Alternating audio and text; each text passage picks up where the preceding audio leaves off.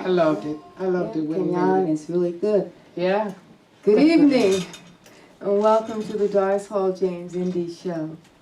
And this evening we have a very special guest for you. Hi, Kat.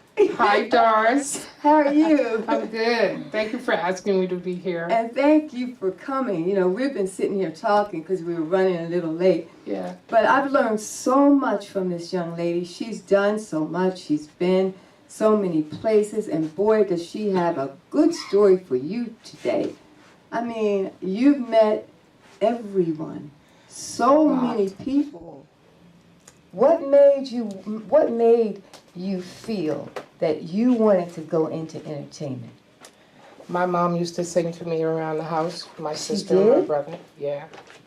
And I just loved how it felt when everybody heard her sing. And I wanted to learn how to sing. Yep. I just practiced and practiced and practiced because I wanted her to like that I could sing.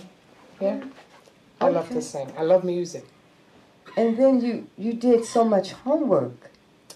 Yeah. A neighbor was doing lead sheets for Mr. Gamble, and he would bring home record albums that said for promotional use only, not for sale. And when I started learning how to read, I was reading the backs of the albums. I wanted to know who were the arrangers, who were the songwriters, who were the musicians, what studio was it done in, who were the vocalists, who did background vocals, who's doing lead vocals. That's amazing. Yeah, I loved everything about music. Yeah. At that age, that was just amazing, and you studied and studied, and when you did finally get a chance to meet those artists, like on the back of those album covers and those, oh my gosh, you knew a lot about them. Yeah, of course, because I had studied all of the things that they had done through the sound of Philadelphia.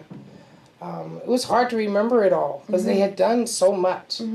But when I met Norman Harris first, when I was working for Michael Nice, Michael recorded me when I met him at Cheney University when I was 13 years old, and I put my hand out after my 8th grade class went to Cheney.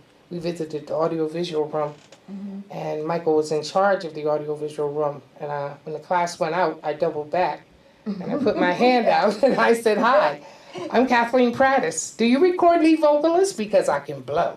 All right. And he invited me to come to his home and record. And he recorded me on reel-to-reel. Reel-to-reel. First time, yeah, at his mother and father's house. And then at Phoenix 413, I guess between the age of 15 and 17. And then he's opened Society Hill Sound at 2nd and Walnut.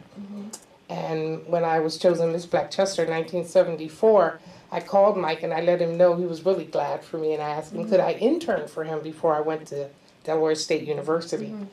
And he said, well, I don't know if I can pay you. And I said, well, if you just pay my car fare to and from Philadelphia, 5 days a week, buy me lunch 3 days a week. I don't have to eat every day. And he said, oh, I can do that. I said, there's one more thing. Anybody that comes through the door that needs a lead or background vocalist, I'd like you to suggest me. And he agreed, and he did. Isn't that wonderful?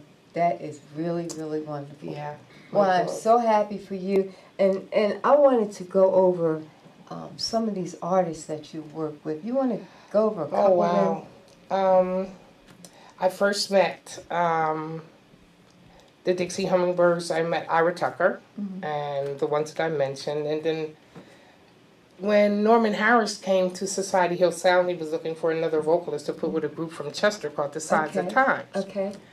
And of course, we had an agreement, so he suggested me. And I knew that group already because they were from my hometown, Chester, PA. And I asked Norman, as long as I could do lead and background vocals and some vocal arrangements, I'd really like to sign, because I know who you are. And Alan Felder, T. Conway, and Ron Tyson were the songwriters and the arrangers. I knew who they were. And it was a blessing. It was a blessing out of nowhere. And I signed, and we recorded with South Soul Records. I recorded Love Is Finally Coming My Way and As Long As You Love Me. And I did lead and background vocals and vocal arrangement. Well, boy, that is some great stuff that you did. And then now you have like a new career. Wow, a continuation of what you started back there at that time, right? Yes. Tell me about that. Well, I had 3 surgeries in the last 16 months, and I asked God just to get me back up on my feet so I could sing again. I knew I wasn't done in music, but I didn't exactly know what was going to happen. And I met Benny Barksdale Jr., who I had met years ago, and we exchanged phone numbers, and I have this habit of taking voicemail seriously. When I don't get the person and I get their voicemail, I leave a tune in their voicemail so that they know it's me. And Benny heard my voice, and he had already done a second CD. Ladies. Yes. Unfortunately. I know, I saw it. I was so Facebook. Oh, am I too far out? No, Facebook decided that they Is it that song? I believe so.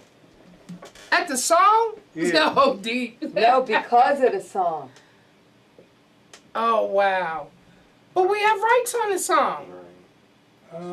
We have rights to the song. They stopped it for stop streaming. Let me. See, I checked with Butch. Butch said we have I rights know, to every I song. know,